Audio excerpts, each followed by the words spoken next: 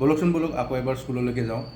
ৰাতিপুৱা শুই উঠি যাবৰে যে হয় স্কুললৈ, গধুৰ গধুৰ পঢ়াৰ বোজা কঢ়িয়াওঁতেই যায় দিন দূৰলৈ।